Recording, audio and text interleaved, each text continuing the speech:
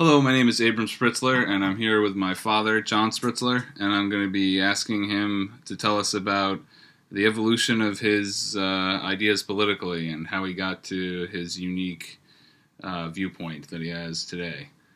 So, John, tell us. Okay, Abram, I think I'll start in 1962. I was a 10th grader at Pacific Palisades High School, which is a section of Los Angeles. It was LA public school system. It was in a fairly wealthy section of Los Angeles. My father was a physician, a doctor, and it's a movie star. Children went to the same school, and I was I believed that I had nothing but a wonderful life to look forward to, and that America was a great place, and the world was my oyster, is how I was thinking, and there was nothing, no evidence to the contrary.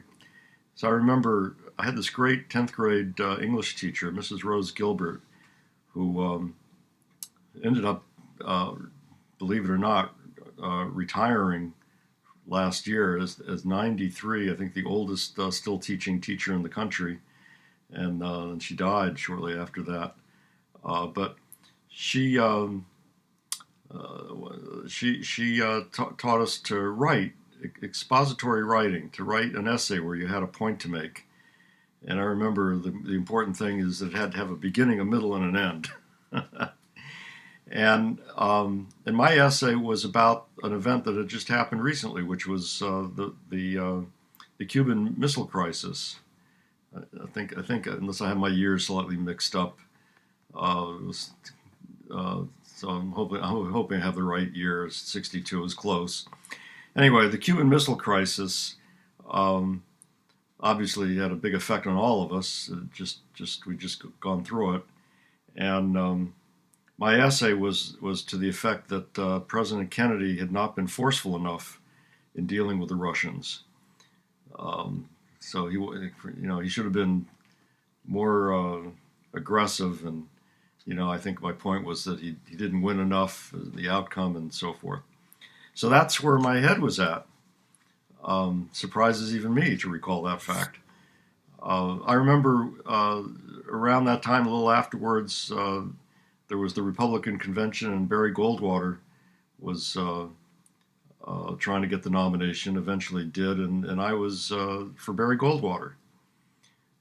Something about his forcefulness in presenting his ideas and not being wishy-washy and so forth. So that's where I was around 62, 63, 64. And then I went to college, at Dartmouth College, in New Hampshire, went to the other side of the country. And I guess it was around 65, the war in Vietnam became very much something I was disturbed about, especially that iconic photograph of the little 9-year-old Vietnamese girl running directly towards the camera, naked, burned with napalm, still burning, and the monks are committing suicide to protest the U.S. Presence in the country and the dictatorship that the U.S. was supporting. It all made me start to think that something's not right. Why is our government doing this? And the civil rights movement at the same time was making me aware that the Jim Crow laws and how wrong they were. But I was still very naive, because I remember a communist in the Progressive Labor Party came and gave a talk at Dartmouth around that time, and his talk was about apartheid in South Africa. And I listened to him describe all the horrible details about apartheid in South Africa, and I remember that my reaction was, he must be lying. It couldn't possibly be true. And ironically, within about 2 years, I had joined the group that he was trying to get people to join. But so the events that were affecting all of us at that time affected me the same as everybody else. And I became very, very much opposed to the Vietnam War, and um, uh, also, but around that time, I remember during one of the summer vacations as a sophomore, uh, I and a dozen or so other Dartmouth students, and we were all it was all men at the time. It was still an all male school. Um, we we spent a summer working in Talladega, Alabama, at the Talladega College, which is a black college, uh, uh, as teachers for an upward bound school program to help young black high school students get into college, if I recall. And so we taught courses in that, but in our free time, because this was in the middle of the civil rights period with voter registration and everything, and we were in the middle of Alabama, we decided that we wanted to register blacks to vote. So we did. We would the weekends we would walk down. I remember this detail. We'd walk down um, a red clay dirt road, and we walked down that road past shacks on the right hand side where poor white people lived, and we kept on going, paying no attention to those white people who knows what they thought of us, and until we got further down the road to where there were the identical shacks on the left hand side where blacks lived. And we went and talked to the blacks and encouraged them to vote and did whatever we could to help them vote. And we did that for the weekends during that summer. It was only decades later that I sort of thought about how curious it was that we ignored the equally poor, or at least more or less equally poor whites who probably were not registered to vote either. And I realized that we were just imbued with the ideas of the time for Northern white people, which was that whites are bad, blacks are good. Even though I'm sure those poor white people were suffering from the rule of the rich is pretty much about the same way that the blacks were, or at least I'm sure they were. Their poverty was as much caused by their lack of power as black poverty. But we were, creatures of our time, and at the time it was whites are bad, blacks are good. Anyway, so back to Dartmouth. I was my politics were focused on being against the war in Vietnam, and there was maybe 8 of us or so who, well, this is what we did. Some of us formed a chapter of SDS, Students for Democratic Society, which was the big student anti-war organization at the time, and we put out leaflets. We had dorm discussions about the war, and then the biggest thing that we did, which I was proud of being one of the main organizers, was we organized one of the first Vietnam teach-ins, where we invited some of the leading anti-war personalities. The editor of Ramparts magazine, I think, was one, which was the big anti-war magazine at the time, and other people I forget. But we also invited someone from the government to defend the war. It was I think his name was Dean, but not the same Dean that became involved with Watergate. He was the Assistant Undersecretary of State for Southeast Asian Affairs, or something like that. And so we had this big teach-in, and we had hundreds of people in the audience, mostly who were pro-war at the time, mostly coming to hear the government destroy the anti-war people. And the opposite happened, and it was a sight to behold. The guy from the government gave his pitch, but there were professors in the audience who were experts in Southeast Asia and who were opposed to the war and who exposed this government guy as just flat out lying. And as this was happening, I saw on the faces of other students who I knew were pro-war, I saw from the way their face was changing, that they were becoming anti-war right before my eyes. So it was quite an event. I think it was the last time the government ever sent anybody to defend the war to teach in, because it really backfired. Well, the most important thing that I learned in college, I actually learned the year after I graduated from college. I graduated in '68, but I stayed around as an outside agitator for SDS.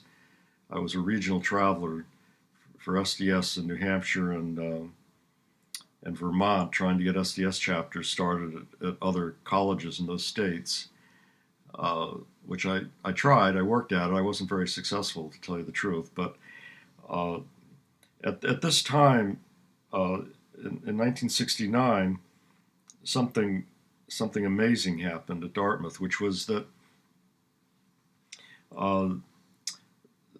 just to go back a step, for a few years, the anti-war group of 8 or so of us, for lack of any better idea what to do, we had a sign that said peace, about 10 feet wide and 10 feet long, 3 feet wide, painted nicely, and mounted on some legs to prop it up. And we took that sign and stood behind it every Wednesday at noon on what they called the Common. It was the grassy area in the center of the campus. The Green, they called it, that's right. And we would stand behind this sign for an hour. In the beginning years, we'd get the finger thrown at us from truck drivers or whatever, and people were hostile. And as the years went on, we'd get more support. But basically, we were pretty much just, a handful of people standing behind a peace sign. We call it a peace vigil. And it wasn't clear what it was accomplishing. And as I said, we had leaflets and dorm discussions, and then the big teach-in. But again, we had no idea what we had or hadn't accomplished. And then the amazing thing happened. There was a conservative organization at Dartmouth at the time. It became famous years later because it got big funding from one of Ronald Reagan's cabinet members. I think Secretary Bennett, I think it was. And they did outrageous things years later. They mocked the black students on campus. They supported apartheid in South Africa. They were openly, viciously racist. The guy who founded the Dartmouth Conservative Group was a guy named William Lind. He was a year behind me, so I guess he was still a student in '69. And he confided in me, knowing that he would deny it if I ever said it, that he intended to create a racist movement in the United States and ride on the crest of it to power. So he was like a little Hitler wannabe. And he had a little following of people that were always in his entourage. And he would walk around. He was a heavyset guy with his nose stuck up in the air, with his little followers following him. And it was fairly sickening, but, they weren't particularly powerful or big then. But they had a little newspaper that they'd started called the Dartmouth Conservative, I think. And this newspaper came out in '69 with a headline, Splatter Warfare. And if you read the article, what they meant by splatter warfare was they were advocating dropping nuclear bombs on North Vietnam. Well, that was pretty terrible, but there was worse to come, because the worst thing in the article was that it called for a pro-war demonstration in 1 month on a Wednesday at noon on the Dartmouth Green, exactly where and when we would be with our peace sign. And we were horrified at the prospect of what was going to happen. But there was nothing that we could do about it except live in dread as the days approached. And I remember thinking that I wished that I could sort of snip the space-time continuum, so to skip over that day without having to actually live through it. But the day came, and I remember approaching from a distance the spot that we had to show up at, and from a distance I saw a whole bunch of people, and I said to myself, oh shit. And as I got closer, I saw that there were about 50 people with their homemade pro-war signs. But there were 1,500 people with anti-war signs. And the whole campus only had 3,000 students. So that was about half the student body. And they formed a line that snaked all around the grass on the green, like a huge snake. And it was just amazing. We didn't know where these people came from. We had no idea. We were absolutely shocked. And I wrote about this in an article online on my webpage called "What Causes a Political Sea Change," because this is where I learned the most important thing I learned in college, which was 1 year after I graduated, which is a lesson learned from what happened right after this event. Because before the day was over, the little group of us in SDS got together and realized that we were part of the majority. We didn't know that. Now we knew it, and everything changed from knowing it. Everything changed. We started thinking immediately about making concrete plans to have a building takeover, to take over the administration building, to demand that the ROTC, the Reserve Officer Training Corps that trained second lieutenants for the war in Vietnam, that it be abolished. And within weeks, we had planned it out. It involved getting a lot of people to a demonstration, and then announcing the takeover and taking it over. I remember to this day, one of the younger people, a year behind me, I guess, in SDS, we had one of our planning meetings, and he shows up at the planning meeting with a hand drill, an electric drill, and a lock and hasp. And I'm looking at this, and this is a fellow who, hadn't been all that outspoken or all that active in SDS. And I said to him, "What's that for?" And he said, matter-of-factly, "Well, if we're going to take over the administration building, we better remove their lock and put our own on in its place."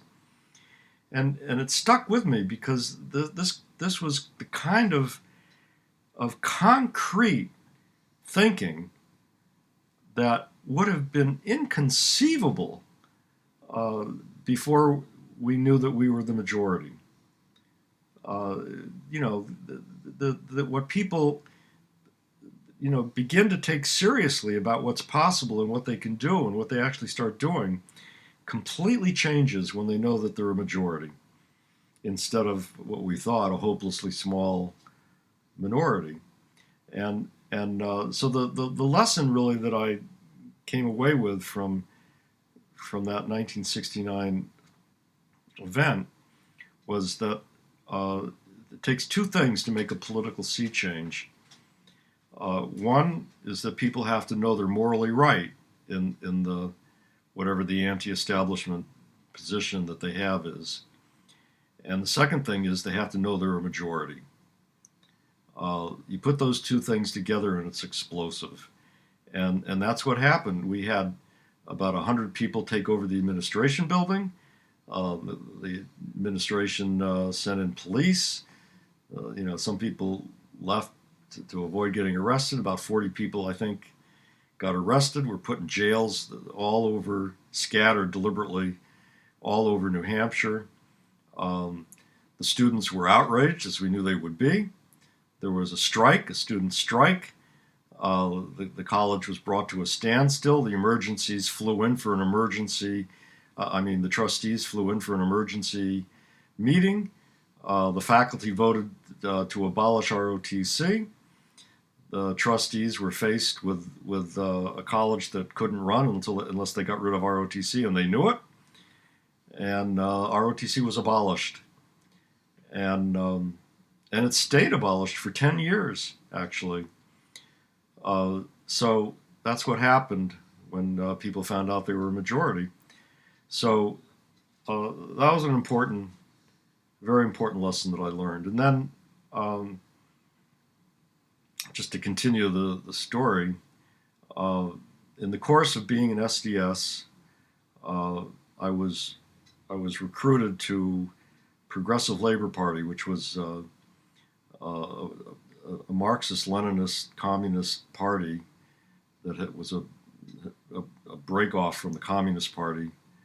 And the reason I joined it was mainly because they were serious about winning.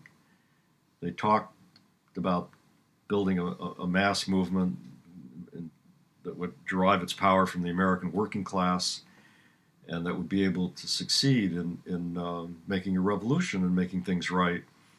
And I had a lot of misgivings about communism, and I sort of basically was also had a lot of friends who were anarchists, and I was very sympathetic to anarchism, and I knew the communists and the anarchists had clashed violently in the Russian Revolution, and I basically rationalized supporting the communist Progressive Labor Party purely, really, when I think back on it, because it was much more serious. The anarchists seemed to be much more into not being serious at the time, at least the ones I knew of. So I joined the Progressive Labor Party, and sort of tried to carry out the strategy of Marxism as they interpreted it, which I'm not going to say they interpreted it wrongly. I just think the problem was Marxism itself. I didn't understand what the problem with Marxism was, though, until much later. But, we ended up trying to get people to follow the leadership of the Progressive Labor Party by doing various things, from supporting campus workers in their labor struggles to being the most militant against the most virulent racists we could find. And, if we could find a KKK person somewhere, that was great, because we'd, demonstrate against them. And so we had different theories, and they all involved persuading working class people to follow the leadership of the Progressive Labor Party, to make them somehow believe that we were the great leaders, and that they couldn't succeed without our leadership. And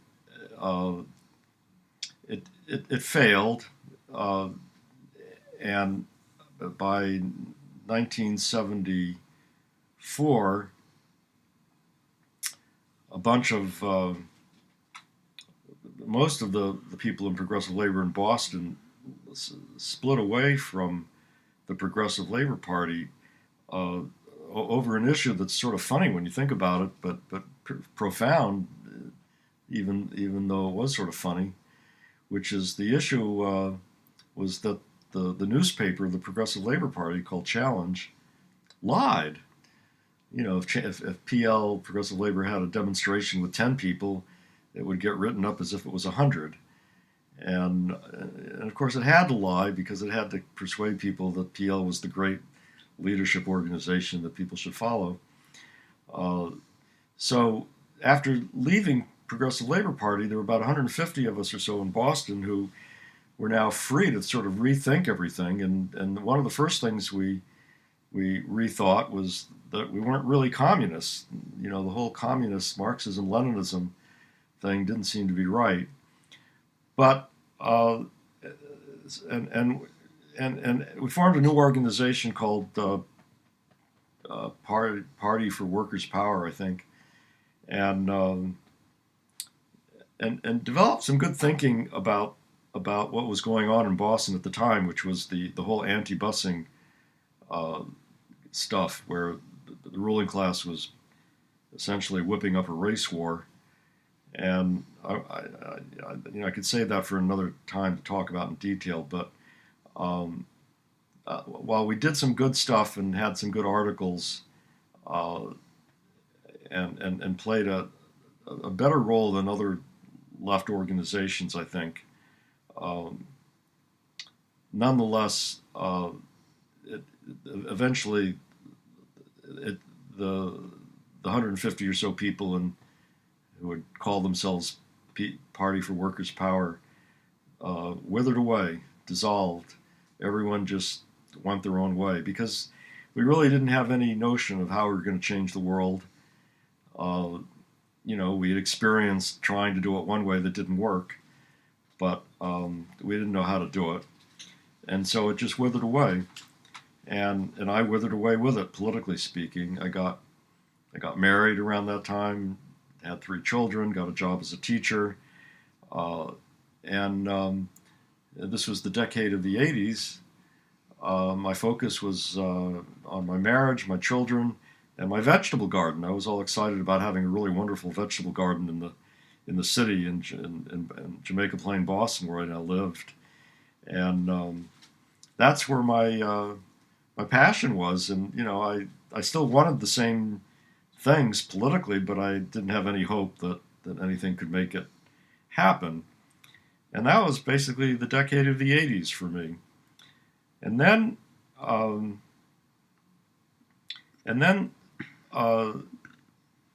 around in the beginning of the 1990s, I decided I left teaching and I started a graduate. I went to graduate school at the Harvard School of Public Health, and I was working on my degree. And I shopped in Jamaica Plain at the same grocery store, Flanagan's supermarket, where someone that I only knew as an occasional acquaintance, named David Stratman, also shopped. David Stratman was very much involved with Progressive Labor Party. I don't think he was a member, but he was very, very close with the leadership in Boston, and then what became the People for Workers' Power, Party for Workers' Power, and he was very much involved in our organization's efforts to unite black and white parents against the ruling class in the context of the schools and the anti-busing stuff, and ended up running for school committee as part of an organization of black and white parents that had a very good line. They were pointing out that the liberal judge Garrity, who was enforcing a integration order, had no real interest in integrating the schools, but rather was interested in fomenting a race war, and that the overtly racist school committee chairwoman Louise Day Hicks, who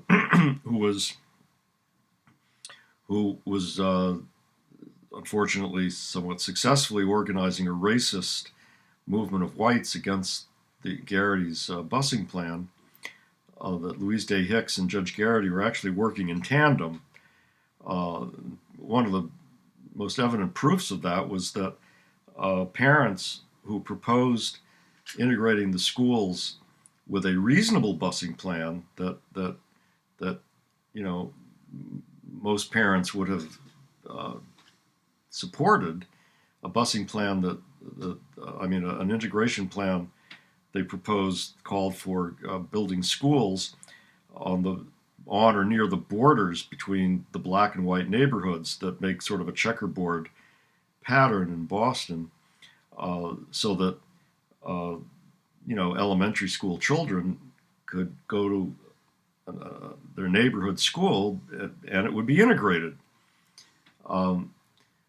Garrity completely rejected that plan, would not even allow it to be discussed, and insisted that the way the schools are going to be integrated was with a plan that called for busing children all the way across the city for like an hour and a half long bus ride to a completely distant part of the town, and if they didn't like it, if they were white and didn't like it, the liberal Boston Globe accused them of being racist, which had the effect of making people say, well, if that's what racism is, then so be it. And if you were black and didn't like it, and there were many in that category as well, for the same reason, they didn't want their kids bused all the way across town either, then the Boston Globe accused them of being an Oreo, black on the outside, white on the inside, or an Uncle Tom. And so it was a real divide and rule, it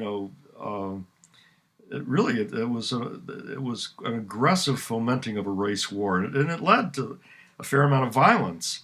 It was a horrible situation, but the group that my friend that I said I ran into in the grocery store, David Stratman, the group that he was working with, called Better Education Together, had black and white parents meeting in each other's living room.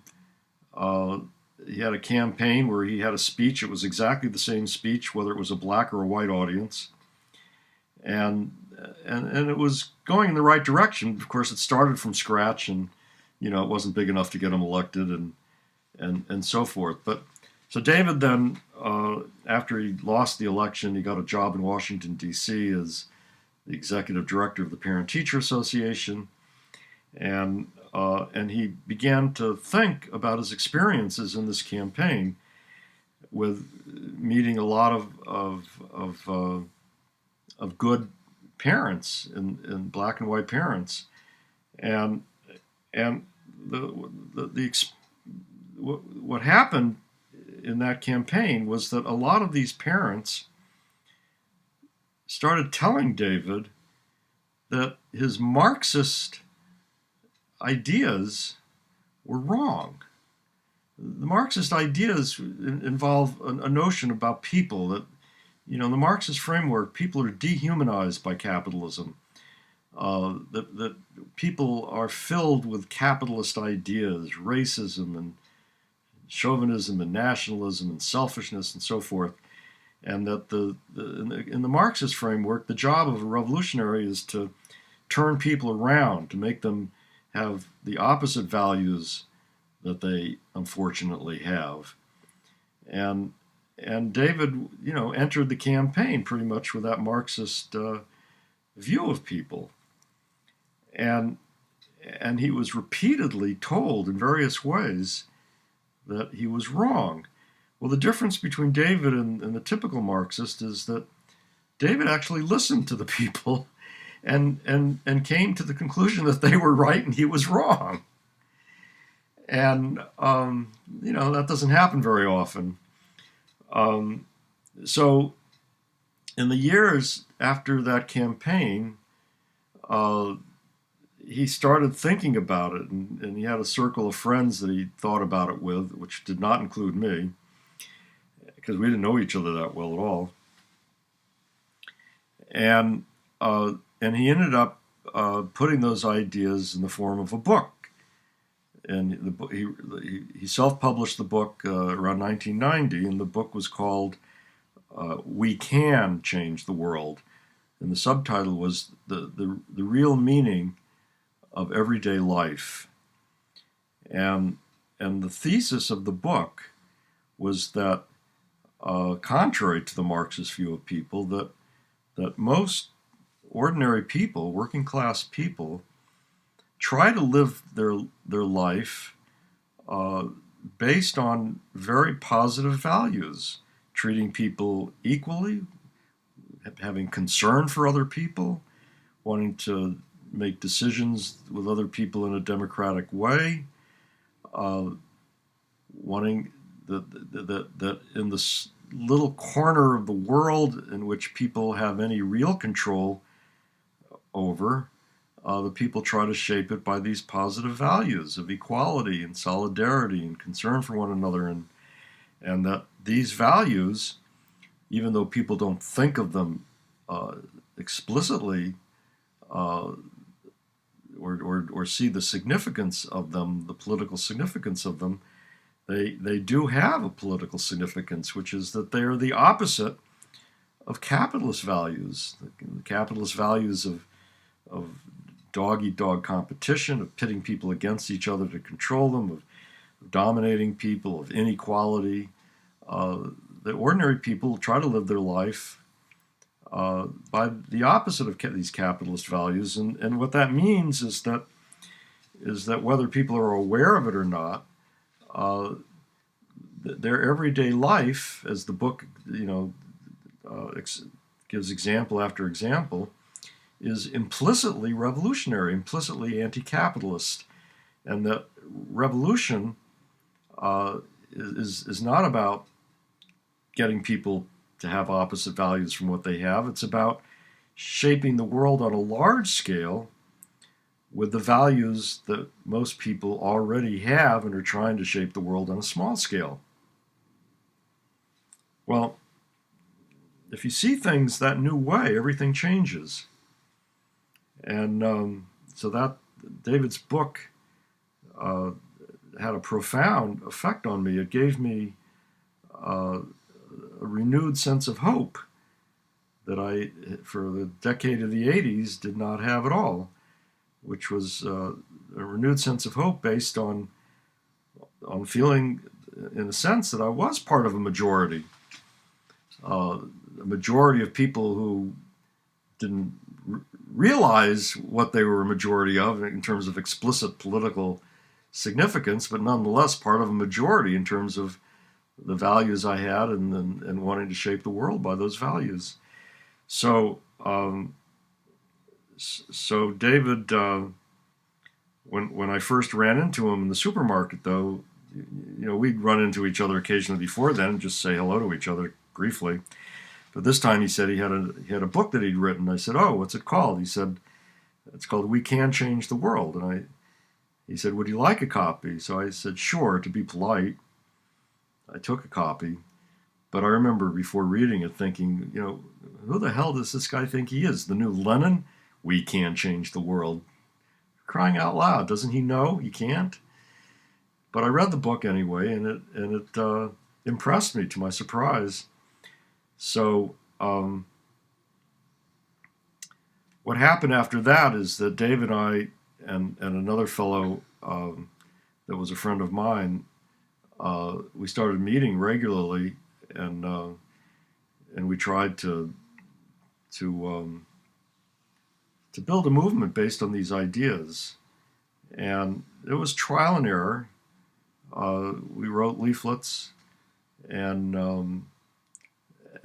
got a good response. We published a little newspaper, but it was just toward the time when people stopped subscribing to newspapers because of the web, and so it couldn't really make it fly financially. And then we created the web page, which I still edit, newdemocracyworld.org, wrote articles, and we tried to create a membership organization, but we weren't very good at it, to be honest, and so it never really took off that way. But people liked reading our articles and leaflets, so we kept doing that. And then David met some auto workers who, a couple in Boston, but most of them were in the Midwest, the auto plants, and worked with some of them, and had a group of about a dozen auto workers that seemed to be very exciting. That was basically had our approach towards building a revolutionary movement. But then it turned out one of them either was a cop or crazy or something, sabotaged it, and Dave lived in Boston. It was hard to deal with a cop, who lived in Minnesota, where most of the other members lived. So that failed. It was sort of depressing. Shortly after that, David mainly, I helped.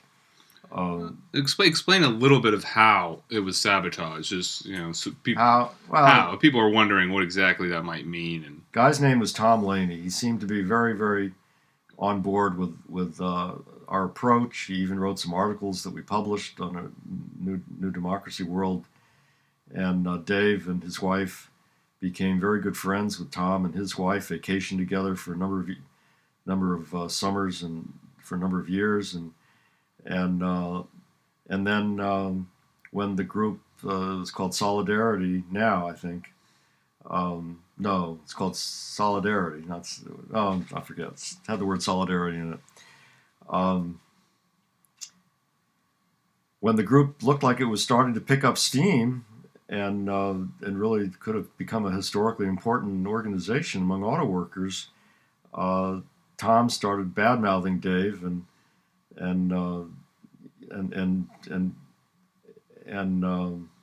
demanding that the group adopt Tom's particular Christian. I forget what it was. It was not Catholic. Maybe it was. Anyway, Tom's religion, Tom's denomination of Christianity, he started pushing that and demanding that the group adopt it, and accusing Dave of being a terrible, evil person because Dave said we shouldn't make religion be, the basis of unity in the group, and it got very, very personal, very, very ad hominem, and something like that's poison, and a small group, and it basically it killed the group. It was like it had no rationale in retrospect except to kill the group, which it did. So then, around that time, standardized testing was being aggressively initiated around the country, including Massachusetts. The name of the test in Massachusetts was MCAS, MCAS, and it was a terrible test that was the purpose of it, as with the standardized testing across the country, was to lower the expectations in life of working class children, to make them blame themselves for getting only low paying, lousy jobs or no job at all, to make them think that the problem was they either weren't smart enough or they didn't study hard enough in school, and instead of blaming an unjust social system based on inequality. So parents and teachers were very, very angry at the MCAS test. It was David was giving speeches about the fact that it was not only bad educationally, but that its purpose, in the way that the ruling class was using it, its purpose was bad. That was what I just said. David was even invited when there was a statewide conference of superintendents of public schools that was held around this time. And the organizers of the conference had heard about Dave and sought him out and asked him to be the keynote speaker to speak about how horrible MCAS was and how its purpose was a bad purpose. And so Dave gave a keynote speech to the 100 or so superintendents of public schools. Now, most of these superintendents were superintendents of little school districts around the state. I don't even know if the superintendent of the Boston city schools attended this conference. That superintendent was directly a ruling class agent, but the other superintendents were just basically people who had risen as teachers and principals into becoming a superintendent. And when Dave gave his keynote speech, exposing how the ruling class was trying to lower the expectations of working class children with standardized tests, that the purpose was to maintain a very unjust and unequal society, he got like a standing ovation. They loved it. And they loved it so much that after the speech, a bunch of superintendents got together with Dave and said they were going to form an organization of superintendents to oppose the MCAS test. And they created the organization, and immediately they received letters from the state commissioner of education, telling them that if they didn't disband the organization, they would be fired. So that killed the organization. So then Dave, mainly with me helping, we got together with about 11 presidents of the one of the two main teachers unions, the MTA, Massachusetts Teachers Association, and we started meeting with these presidents of these locals and developed a campaign to that aimed to have teachers oppose the MCAS test by refusing to give it and making it an official union job action, like a strike, and have it statewide. And we ended up having 2 statewide conferences to build for this, and they had large turnouts of a couple of hundred teachers, and there was a lot of enthusiasm building for it. And then 9/11 happened, 2001, and that killed it. People reacted by saying, well, it's not the appropriate time to go against the government. We're all under attack now from the real enemy, and of course, Dave and I didn't agree with that, but there was little we could do about it. It was how most people reacted, and so it killed it. 9/11 killed other things as well, of course. There was a huge, what was called an anti-globalization movement internationally, with huge demonstrations getting bigger and bigger in Seattle and Genoa, Italy, and so forth. And it was really becoming explicitly an anti-capitalist movement, so much so that I heard TV news anchors even refer to it as the anti-capitalist movement. And that also was killed by 9/11, which is probably not a coincidence. And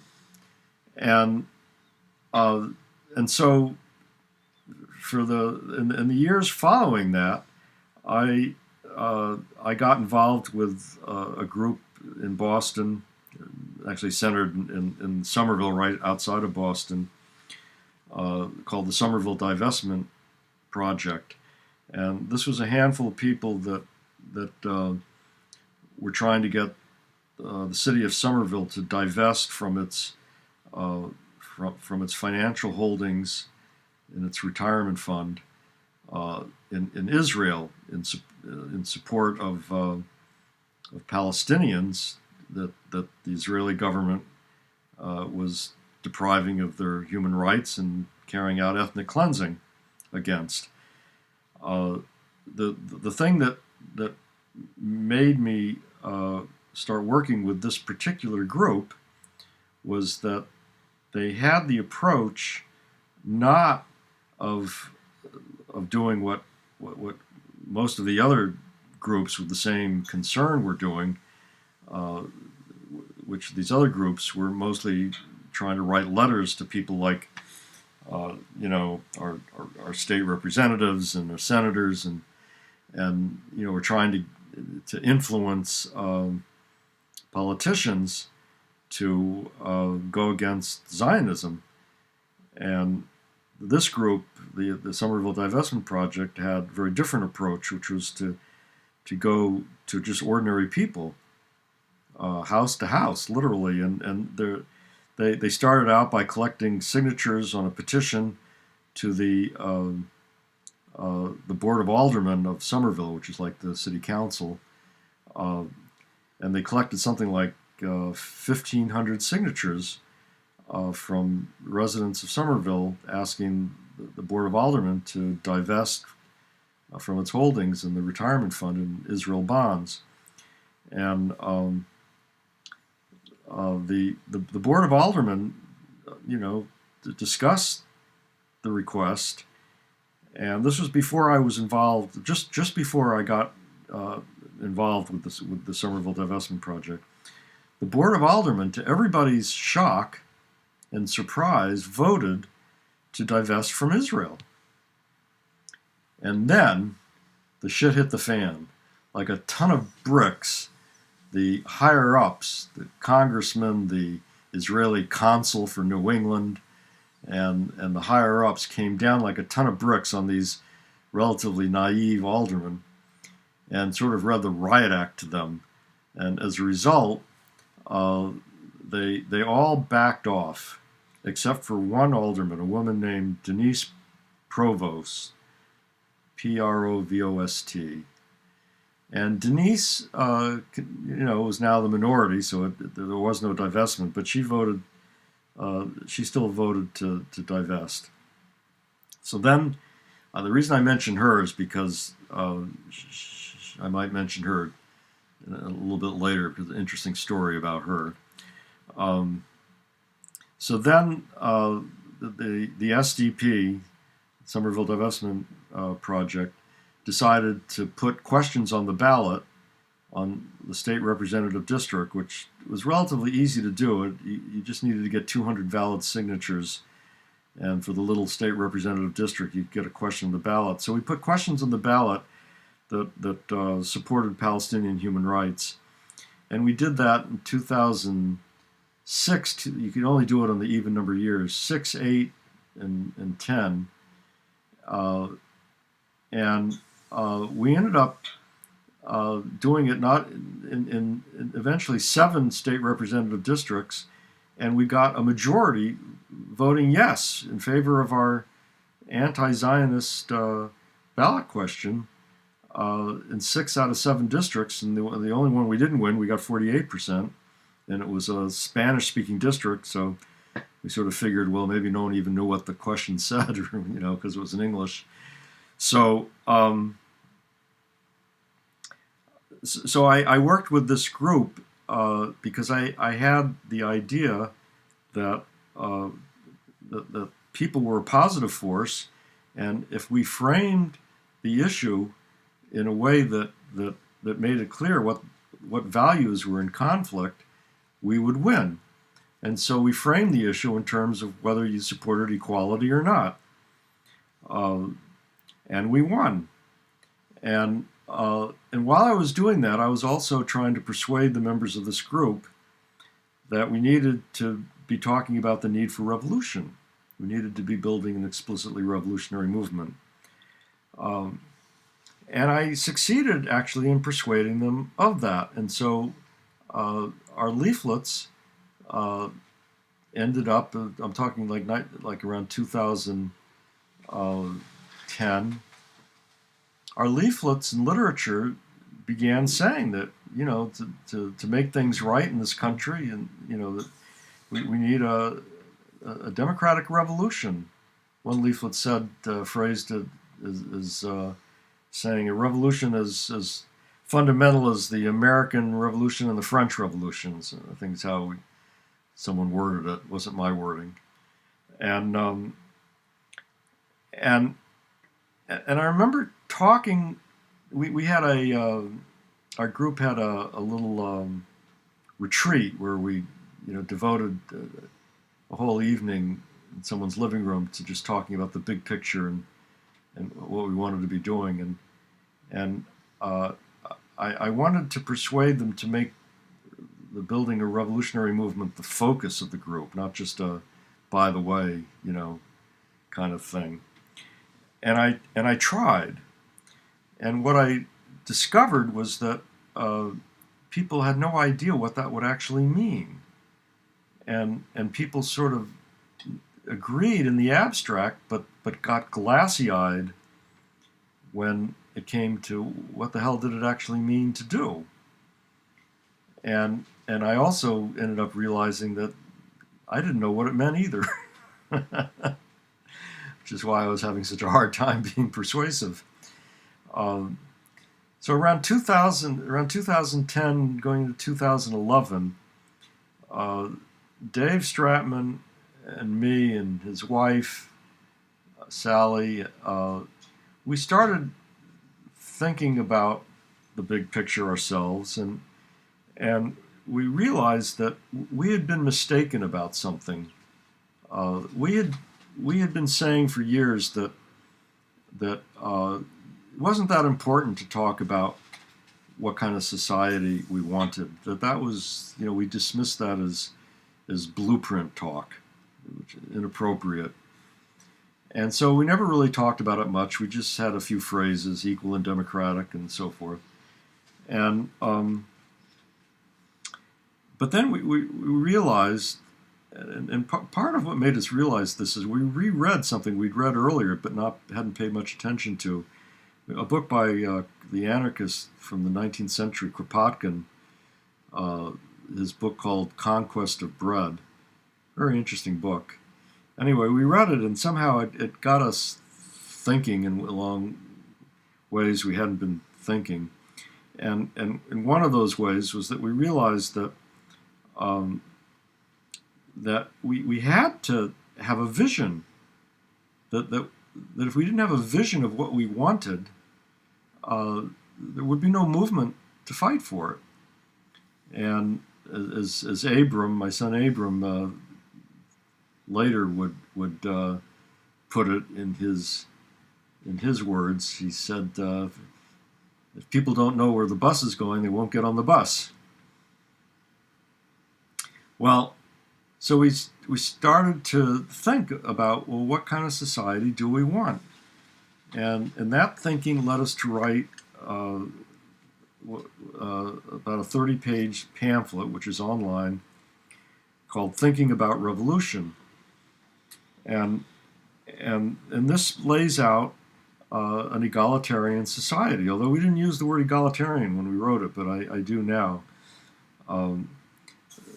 It spells out that we need a society in which the economy is a sharing economy based on from each according to ability to each according to need. But you have to keep in mind that while Marx popularized that phrase had been around a lot before Marx, and almost that exact phrase in French was about 100 years before Marx. And the idea, actually, even you can find in the New Testament, and probably if you look hard, you can find it in older documents as well. Anyway, we began thinking about, well, how would that society look, and what about the political aspect? What kind of government would there be or not be? And so we fleshed these ideas out. We wrote Thinking About Revolution. We decided that the government should be based on voluntary federation of local assemblies. And the local assemblies would be assemblies of all the egalitarians in the community, which would mean most people, meaning people who support equality and mutual aid, and that order on a large scale would be necessary, of course, coordination and order, planning, but that it would be arrived at by mutual agreements of the local communities through voluntary federation, not by having some central government that was given the power to make laws that everyone would be obliged to obey, and that the sharing economy would be one that was not based on money, not based on buying and selling, but based on people who contribute reasonably, sharing as equals among themselves according to reasonable need and desire the products and services that they create. An interesting thing happened while we were writing, thinking about revolution. There was I live near Boston College, and there was a talk announced that a professor was giving. It was a Marxist professor, and he had just written a book, and he was giving a talk about his book. So I went with a few friends, and he explained his book's analysis of the situation, why things were wrong, and then there was a question and answer period, and there were about maybe 100 people in the audience. And I remember a woman said, "Well, Professor so-and-so, this is all very interesting. You know, you've analyzed what's wrong very nicely, but what do we want? What's right?" And there was silence, dead silence. And it seemed that silence lasted forever. And I left that evening realizing even more that one of the big weaknesses, maybe the weakness in the anti-establishment forces in the United States, was that people couldn't even say what they wanted. They could talk a long time about what they didn't like and what was wrong, but they couldn't say what they wanted. And part of that was because the last people who talked about what they wanted stigmatized it so terribly. That was the communists. You know, so they the ugly practice of communism is stigmatized, even talking about creating a revolution for equality. And so people don't talk about it, and they get tongue-tied. And you can't build a movement that has no ability to articulate a vision of what it's for. So then we wrote Thinking About Revolution. We printed a bunch of copies. We passed them out because that was just when Occupy Wall Street happened. So it was good timing. The local Occupy in Boston, we passed out lots of copies of Thinking About Revolution, and lots of people liked it. But it wasn't clear what to do next, or, sort of the same problem, actually. And then my son Abram stumbled on this book, Swarmwise. Swarmwise is a fascinating book. I think it's got a subtitle, something like the Tactics for Changing the World, I think, something like that.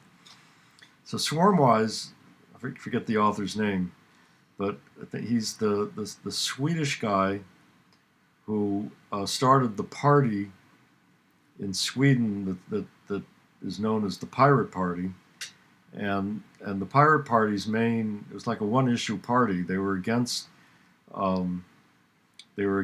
not being able to share music files and stuff like that. Right, Abram? Net freedom. Net freedom, yeah. Yeah, it was a large umbrella. And so anyway, this party took off.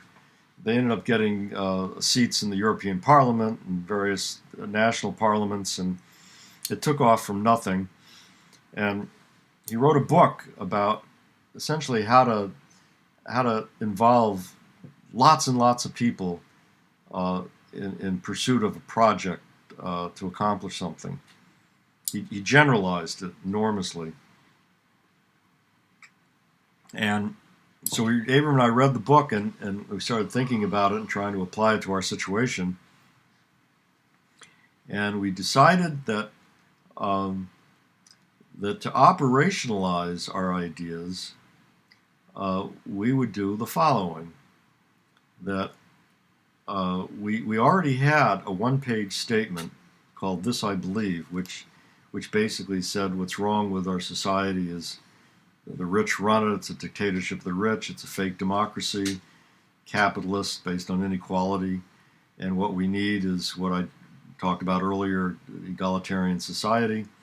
It's relatively short, just one page, and we decided that we were going to have a campaign to get signatures for this, I believe, from 130 million Americans, the majority of adult Americans. That was our aim before. It's just that the book made it very clear that we needed that to be the explicit aim. The 130 million came after the book. Well, yeah. We were collecting signatures. We were collecting signatures for this, I believe, in part to test the waters, to see how hard it was to get people to sign it, to reassure ourselves that actually it wasn't very hard at all, which is the case. It's actually very easy.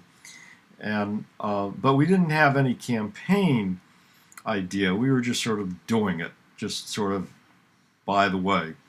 Without focus. Without focus. So the book, reading the book, we said, we need an inspiring campaign. We need a campaign that's very concrete, something that's very easy for anybody to join and help do, something that can involve lots of creative ways of doing it, involve people's creativity and so forth. And we decided this is it. The campaign, we ended up calling it Ring the Bells of Revolution. We have a logo which involves a bell, and we actually have a real bell. And we've been collecting signatures, Abram, me, and a few other people, in public places with a big blow-up on an A-frame of a poster with this, I believe. And we asked people to sign. About 75% of the people who read it sign it. And people who sign it, we offer them the bell to ring, and if they want, we take their picture, and we have a poster of pictures of people ringing the bell. And we tell people we aim to get 130 million signatures because our purpose is to it's not a petition. It's not a petition. The purpose of the signatures is not to present them to some politician or some powerful person. What we do with the signatures is we blow them up on posters, like 3 by 5 feet or so, or 2 by 3 actually, whatever. And we display the signatures to the public. So the people who are signing it see the signatures displayed, and we tell them they can add their signature to the next poster. The idea is we want eventually to have a majority of Americans, knowing that a majority of Americans want an egalitarian revolution, analogous on a much larger scale to what happened in 1969 at Dartmouth College when, for the first time, a majority of students knew that a majority of students were opposed to the war in Vietnam, because all hell will break out, in a good sense of that meaning, when a majority of Americans know they're not a minority in having these revolutionary egalitarian aspirations, but in fact a majority. And they are a majority today. I know that because I've been on the street with Abram and others asking people to sign this, I believe, and it's not like, pulling teeth. It's not like, having long, strenuous arguments to persuade people to agree with something they disagree with. On the contrary, people read it and they say, yeah, where do I sign? Occasionally someone needs a little explanation of how this voluntary federation works, but even that, not that often. Basically, the idea, which we've summarized even more in a button we have, which says, let's remove the rich from power, have real, not fake democracy with no rich and no poor.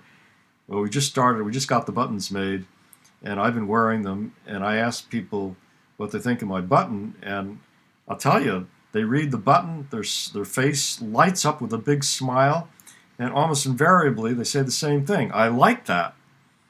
Although one Asian woman said, that's very deep. And so what most people don't realize is that it's already the case that most people want an egalitarian revolution. When someone explains what that means to them, they might never have heard the phrase before, thought about it, but when it's put in front of them, people's reaction is, yes, that's a great idea. Of course, at the same time, they say, but it's impossible, it'll never happen.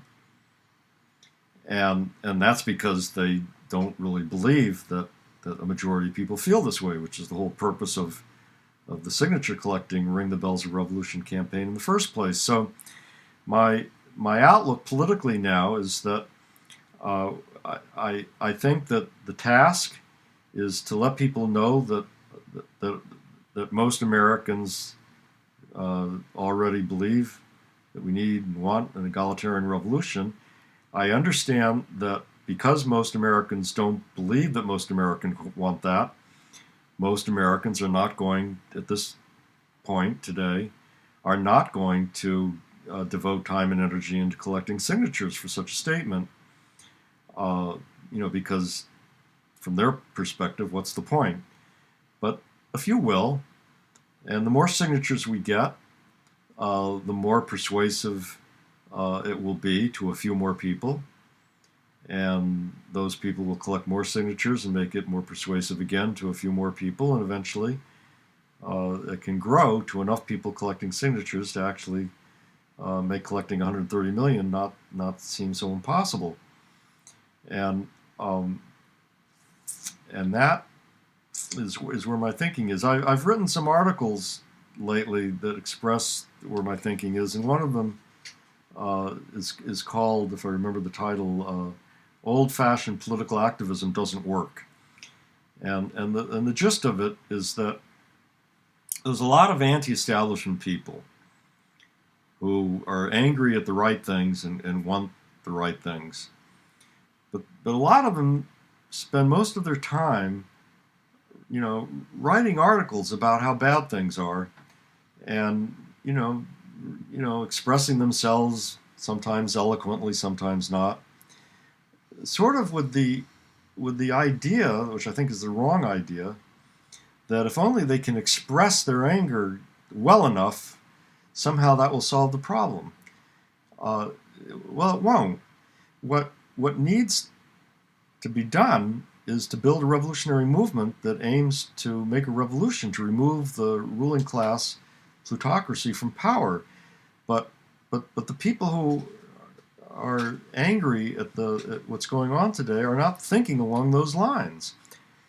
I fear it's because they don't think it's possible. And if you don't think it's possible, you sort of lapse into kind of wishful thinking or magical thinking, which I think, writing, I'm not against writing articles about how bad things are, but making that a substitute for building a revolutionary movement is wishful thinking. So I'm going to stop there. But it's also, you've said at other times that you believe they feel that Americans simply don't know all these bad things are happening to themselves and to other countries. There's I know, in talking to some of these people, I know that, there are. I don't call myself a leftist because I'm breaking completely out of the whole Marxist framework, and that's leftism and Marxism are sort of connected at the hip. So I'll use a lot of the people I'm referring to do call themselves leftists or progressives. I don't call myself a progressive either, because a lot of progressive ideas are actually terrible and actually support inequality instead of equality, which I wrote an article about that, but I'll save that for another day too. But anyway, I know that a lot of people that call themselves leftists or progressives or radicals maybe, they tend to be focused on a particular bad thing, which really is their emotional focus. It could be Zionism, it could be the U.S. Drone killings, in Afghanistan or other countries, or